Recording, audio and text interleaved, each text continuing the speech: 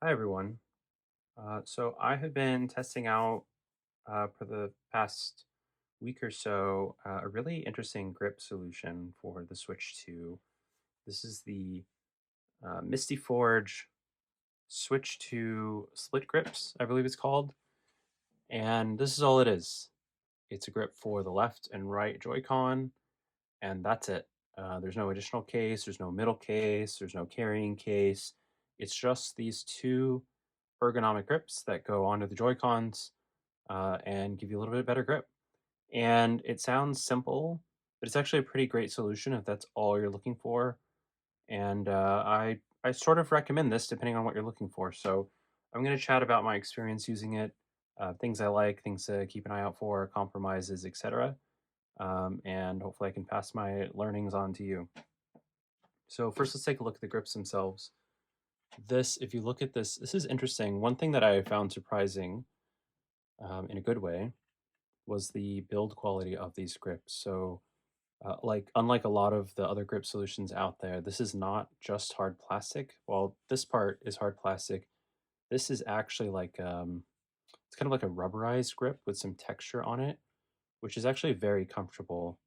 So as opposed to something like the Savage Raven grips, these are a little more grippy, which is nice. So it's going to be a little closer to something like the D brand grips in feel, which is pretty awesome for a set of grips. And then the grips themselves, that probably what I can compare it to most closely are the Savage Raven grips in size. So these are a little bit larger than the smallest Savage Raven grips, the snap grips, but they're a little bit smaller than the plus grips on the Savage Raven cases. So if you're looking for something in between, which actually um, I kind of fall into that camp where I find the snap grips to be a little too small and the large grips to be a little too big. This is actually a nice medium size. Also different from something like the D brand grips.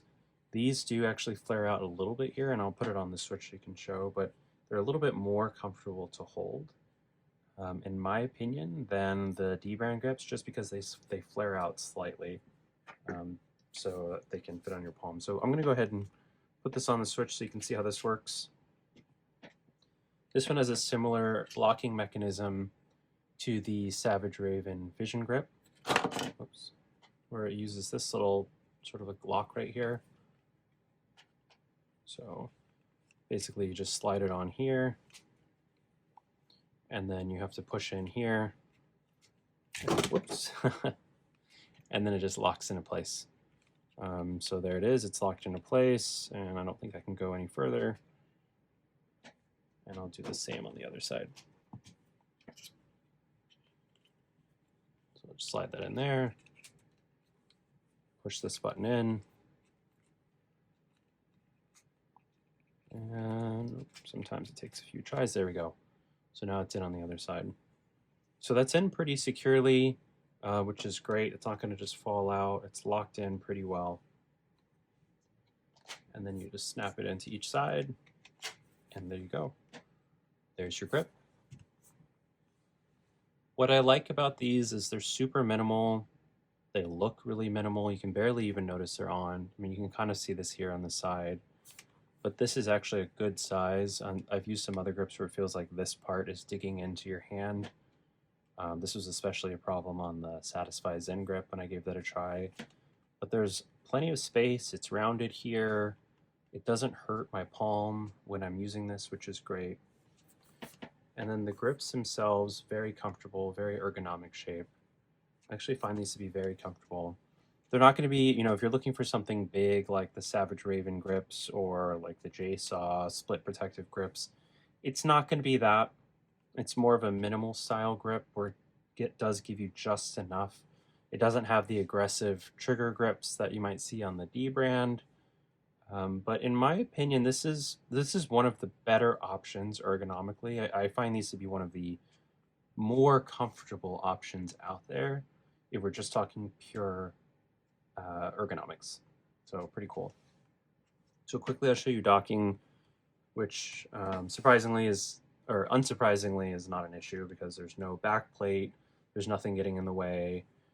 It's basically just like using a bare switch. So of course it docks perfectly. This is only adding things to the side, nothing on the back, so you don't have to worry about docking. Docking is absolutely no problem, so that's great. So if you're just looking at grips, awesome solution just for that. Of course, there's a few things as always to keep in mind with any switch to grip or case solution right now. There's still no perfect grip or perfect case. There's always some set of caveats, so I'll quickly walk through what those caveats are on here. Things that I've noticed. One thing I've noticed is although these are very securely on the Joy-Cons themselves, it does, like, I don't know if you can hear it, you can kind of hear this kind of like creaky noise. I don't know if the camera's going to pick it up or not, but you'll definitely notice it if you're sensitive to that kind of stuff. Like, I definitely notice, like, as I'm playing, and it might be just because it's also adding a little bit of weight and tension to the magnets themselves, but you definitely hear the case and feel it moving around a little bit. It's not as secure as something like the D brand grips, but it's not bad. It's something you can kind of live with. I've been able to kind of ignore it most of the time, but you definitely feel it. More like a minor annoyance than anything. Also, just to show, I have not run into the Joy-Con detachment issue like I had with the Savage Raven FissionGrip or the or like the V1 version of the D brand. So you can see it does add a little bit of tension, but not enough that it's going to pop off. So it adds more tension here. It's hard to see, but it does add a little bit of tension when holding with one hand, but it does stay securely on. One thing I did notice is if you do try to use the back plate for like a Genki attack vector, and I would show that here if I could, it does actually cover up this gap here. And you do get a lot more tension. I think you are possibly going to run into detachment issues if you do try to combine this with another case's backplate. But just on its own, totally fine. It works great. So other things to keep in mind are protection and travel options. So your options are going to be slightly more limited here. So obviously this offers zero protection at all. It's just covering the Joy-Cons. It's not giving you anything for the backplate, which if you're just using this at home, totally fine. You may not need that extra protection, but when you want to take it out of the house, you probably want something to cover it. And then I think that's one of the biggest drawbacks of this particular set of grips. So these are just big enough that it's not going to work in any of the smaller, slim official cases. You need something a little thicker. Of course, if you talk about my favorite case that I like to use in pretty much all my videos, the Savage Raven EDC case is a little iffy. It can kind of fit, but I don't know that I feel great about it. So I'll show you, for example, I put this in here. It doesn't quite go in. You see it's like sticking up right here. You can kind of force it down, and I have been able to technically close it, but it feels like I'm putting pressure here on the sticks, and I don't really like the way that this feels. So I'll technically, yes, I can get this in the case and zipper it. It just doesn't feel great. So I don't know that I'd recommend doing something like this. Another way you can do this is, I believe, if you flip it upside down like this, that's another way you could get it to work. This actually might fit a little better. But again, it doesn't feel great because now you've got this part over this just floating empty part, and I do feel like it's putting a little pressure downward onto the side of the Joy-Cons when you close the case. So I don't know that I'd recommend it. I also tried a front cover. This is the Savage Raven stand grip front cover, and like, I think technically, yes, you could get it to work, but now this is just holding on to the triggers themselves, so it's just attached to the switch by itself. Same thing on the bottom. There's nothing on the bottom case for it to grab onto, so you might be risking scratching that part. And then there's nothing on the back to protect it, so you're just going to throw this in your backpack. You're only protecting the front of your switch. You're not protecting the back of your switch, so unless you've got like a skin or something, a full body skin on your switch too, I don't know that I'd recommend that either. Well, what if we have something bigger, like a Steam Deck case? And this is the TomTalk Steam Deck case. And this one actually kind of works, but again, with some caveats. So it's large enough. The shape is good. The grips fit perfectly in these little like divots here. And that works surprisingly well.